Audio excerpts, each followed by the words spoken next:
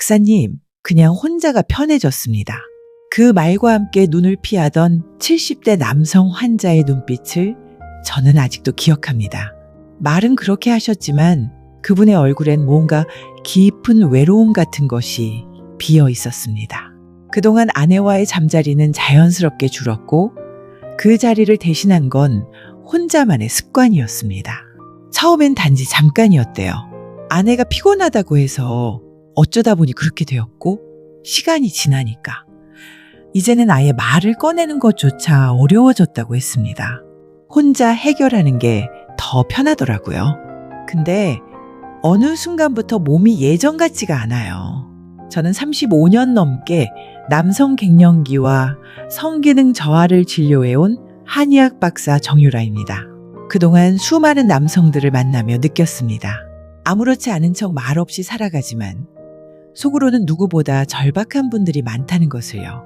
그리고 그 절박함의 시작은 다름 아닌 혼자만의 습관, 그리고 점점 멀어지는 부부간의 거리에서 비롯된다는 걸 알게 되었습니다. 그 습관이 쌓이다 보면 몸은 반응하지 않게 되고 마음은 더 멀어지고 어느 순간 관계는 다시 시작할 엄두조차 나지 않게 되는 겁니다. 그럼 정말 혼자 해결하는 게 나쁜 걸까요? 아니면 우리가 모르는 사이에 잘못된 방향으로 굳어져 버린 걸까요? 지금부터 그 이야기의 본질을 함께 들여다보겠습니다. 우리가 흔히 말하지 않는, 그러나 반드시 짚고 넘어가야 할 문제부터 시작해 보겠습니다. 우리는 그냥 혼자 해결하는 게 편해졌다고 생각하지만 사실은 그 습관이 우리 몸과 마음에 어떤 영향을 주는지 제대로 알지 못한 채 살아가고 있는 건지도 모릅니다. 먼저 뇌의 반응부터 말씀드릴게요. 성적인 반응은 단순히 성기가 반응하는 문제가 아닙니다. 가장 먼저 반응하는 건 사실 뇌입니다. 기대감, 설렘, 긴장감. 이 모든 심리적 자극이 신경을 타고 몸으로 전달될 때 비로소 우리는 흥분이라는 반응을 경험하게 되죠. 하지만 혼자 해결하는 방식이 반복되면 이 뇌의 반응 회로가 점점 무뎌집니다. 특히 자극이 단순하고 빠를수록 뇌는 이 정도 자극은 늘 있는 것으로 인식해버려요. 결과는 아주 단순합니다. 실제 파트너와 마주했을 때는 더 이상 예전처럼 흥분하지 않고 조금의 감정에도 반응하지 않는 몸이 되어버리는 겁니다. 그리고 그 무뎌진 반응은 발기력으로 직결됩니다.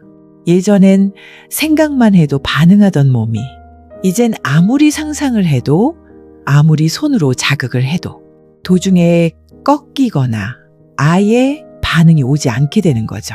물론 처음엔 그날만 피곤했던 걸 거야 라고 넘깁니다. 하지만 그게 2번, 3번 반복되면 스스로도 이상하다는 걸 느끼게 되죠.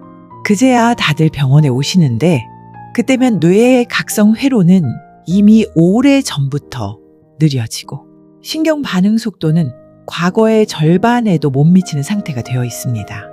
여기서 더 중요한 건 감정입니다. 몸의 문제보다 더 깊고 오래가는 상처는 자존감입니다. 혼자 해결하는 습관이 길어지면 자신도 모르게 이런 생각이 자리를 잡습니다. 나는 이제 남자답지 못하다. 괜히 아내한테 먼저 다가갔다가 거절당하면 더 비참하겠지. 이젠 그냥 안 하는 게 편하다. 이런 마음은 겉으로 잘 드러나지 않습니다.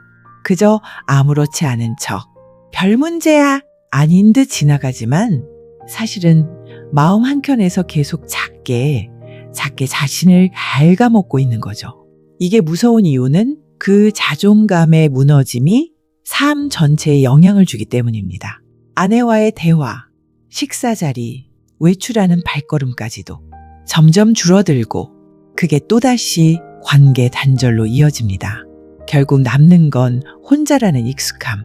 그 익숙함 속에서 스스로에게 점점 더 많은 이유를 붙이며 살아가게 됩니다. 이 나이에 뭐 그냥 건강이나 챙기자. 혼자도 괜찮아. 하지만 정말 괜찮으신가요? 정말로 지금 이대로 괜찮으신가요? 지금부터 그 질문에 대한 진짜 해답을 찾아보겠습니다. 몸의 반응을 되살리고 마음의 거리도 조금씩 좁혀갈 수 있는 아주 작지만 강력한 변화의 방법을 지금부터 하나씩 알려드리겠습니다. 몸이 반응하지 않는다고, 감정이 멀어졌다고 모든 게 끝난 건 아닙니다. 지금까지 잘못된 방향으로 익숙해져 왔을 뿐, 우리는 여전히 다시 연결될 수 있습니다. 그리고 그 시작은 아주 작고 사소한 변화로부터 시작됩니다. 첫 번째로 혼자 해결하는 방식에서 감각의 교감을 되살리는 연습이 필요합니다. 자극을 빠르게 끝내고 잊어버리는 방식이 아니라 천천히 숨을 들이쉬고 내쉬는 감각 속에서 내 몸이 지금 무엇을 느끼고 있는지를 알아차리는 게 먼저입니다. 자위가 나쁜 게 아닙니다. 하지만 지나치게 반복적이고 강한 자극에 익숙해진 뇌는 정서적 연결, 상대의 숨결, 눈빛, 손길 같은 미묘하고도 깊은 자극에 반응하지 못하게 됩니다. 그래서 혼자만의 시간에도 감각을 넓혀야 합니다. 성기만이 아니라 가슴, 배, 허벅지, 손등, 목 뒤 같은 다양한 부위를 천천히 쓰다듬고 그 감각에 집중해 보세요. 이건 단순히 기분 좋은 느낌을 넘어서 뇌의 감각 회로를 다시 학습시키는 훈련이 됩니다. 이 훈련이 쌓이면 실제 파트너와의 접촉에서도 더 깊은 감정적 연결을 경험하게 됩니다. 그리고 감정적인 부분도 반드시 함께 회복해야 합니다. 성관계가 어렵다고 하더라도 손을 잡는 것부터 다시 시작할 수 있습니다. 눈을 마주치고 오늘 하루 어땠어? 라고 물어보는 한마디만으로도 이미 우리의 뇌는 관계가 회복되고 있다는 신호를 받습니다. 잠자리에서 반드시 성관계가 있어야만 하는 건 아닙니다. 그저 같은 침대에 누워 등이라도 맞대고 자는 것. 이게 바로 뇌의 안정을 돕고 성기능 회복을 위한 가장 기본적인 회로를 자극하는 첫걸음입니다. 세 번째는 몸을 다시 깨우는 운동입니다.